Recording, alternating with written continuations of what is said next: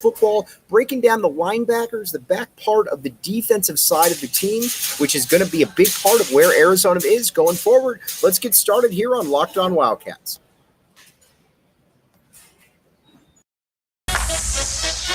You are Locked On Wildcats, your daily podcast on the Arizona Wildcats, part of the Locked On Podcast Network, your team every day.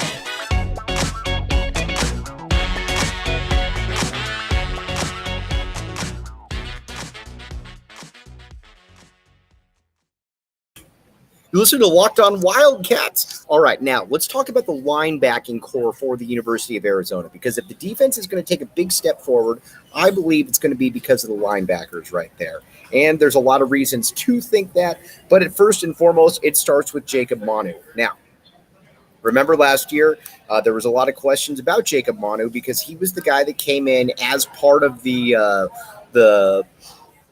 quartet of Servite kids, all of whom were highly rated guys except for him, or, big name guys. Jacob Manu came in and you could make the case that he was the best of them. And freshman All-American, and a guy that you could tell by the end of the year, Jedd Fisch was not taking out of the lineup. And nor do I think that he's going to take him out of the lineup. Tackling machine, though, was a real find for Jedd Fisch and company. Then you've got, but you needed to get more players next to him because it was essentially him. Jerry Roberts just wasn't good enough. Him and his dad have left to different pastures. Now, Justin Flo. Justin Flo comes in right here, and Oregon transfer, mega recruit out of Oregon. And so far in spring practice, he's looked really good. He's been athletic. He's been a guy that has, been downhill going after the quarterback. And he's been very vocal. Granted, it's only been a couple practices in, but he's been very vocal, and he's been somebody that I think Arizona fans will really like to see out there. Plus, he's really big. He's one of the bigger dudes out there. Again, very impressed with whatever we've seen from Justin Flo, and you can tell by watching Jedd Fisch that he's impressed by Justin Flo as well. And I expect Justin Flo to take on a little bit of a leadership role right here. I really do. And then at the other one, you've got Leviticus Sua. All right, now you might say to yourself, Mike, who's Leviticus Sua again? As you're talking over a bullhorn. Well, Leviticus Sua, linebacker out of Modern Day, very good. He was a 4-star kid. Keep in mind that this is a guy that could have pretty much gone anywhere. And he's a lot like Justin Flo in that he adds a little bit of size to the linebacking core. Remember, even though Jacob Manu is the man, he's a smaller linebacker out there. So again, getting him in there, getting Leviticus Sua in there is a nice little thing for Arizona because again, you need to continue to get bigger right there at that spot and more instinctive, and bringing in Flo. Bringing in Leviticus Sua along with Jacob Manu, I think all of a sudden has the makings of a linebacking core that could possibly be one of the better ones in the conference. And I think right now is probably going to be one of the better ones, it needs to be one of the better ones in the conference. And if Arizona's defense is going to take a step forward, it's going to be because of those linebackers right there. That's what's enticing, I think, about the University of Arizona and what they're doing right now at the linebacking spot. Jedd Fisch has talked about it from day one, about how he wants to get bigger up front, and I think that he's going to continue to do that. All right, now let's talk about FanDuel. You might say to yourself, Mike, FanDuel, what makes it so unique? FanDuel.com/lockedon. Check it out. Again, great stuff going on with it. It's one of the top betting sites in the entire country.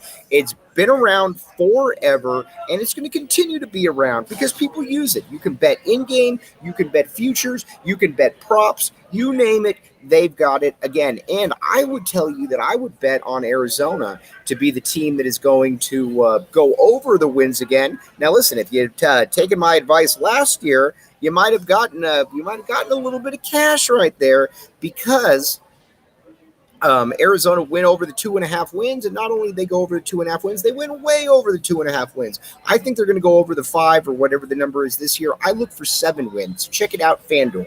All right, we'll be right back with you. We're going to start talking about the defensive backs.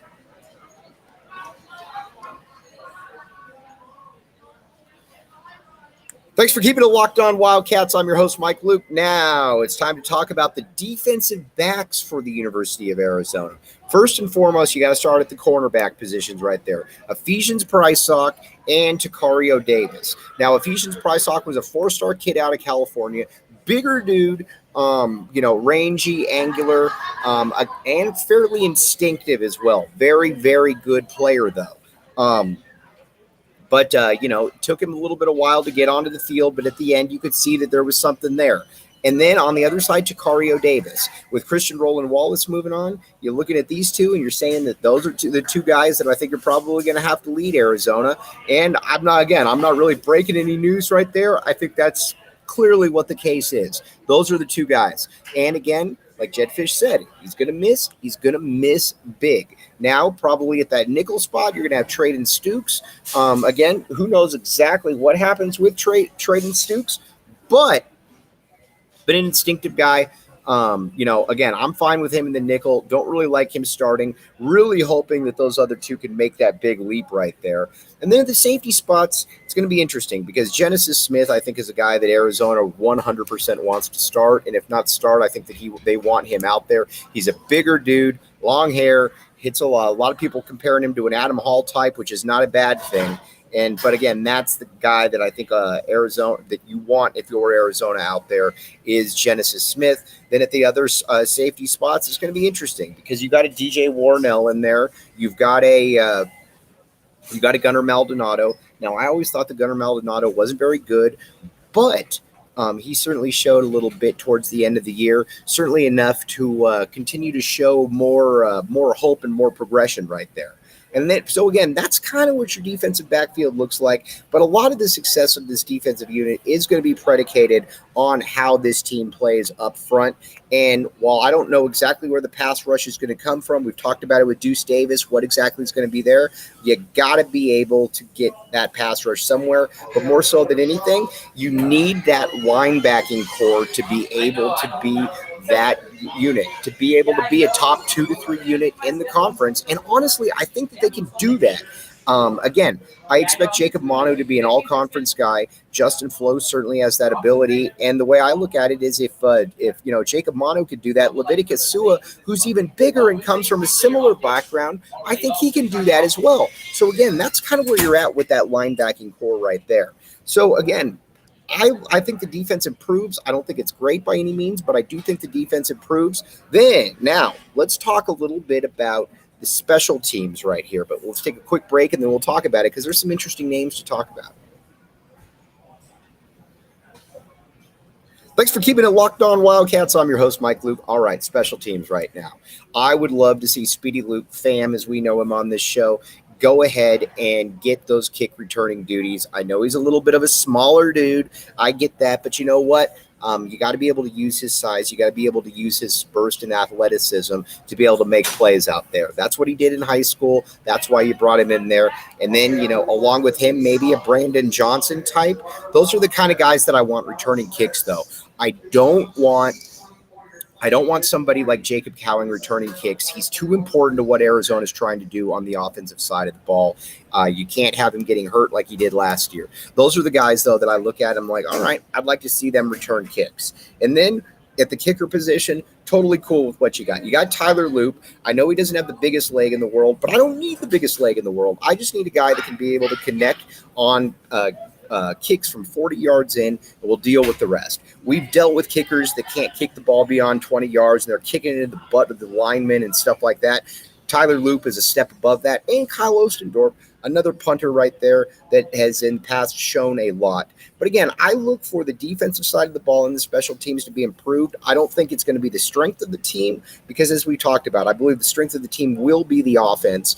But if these two units, especially the defense, can just be a mid-level, that would be an improvement. And I think it would be a big way to get Arizona towards those 7 wins, which I think is a very reasonable projection for Arizona. But again, I'd go on FanDuel and I'd bet the over on that right there. All right, we'll be back with you tomorrow. A little bit of a shorter pod today, but we will be back with you tomorrow. Full 20-plus minute pod. As always, have a great rest of your Thursday. You have been listening to Locked On Wildcats.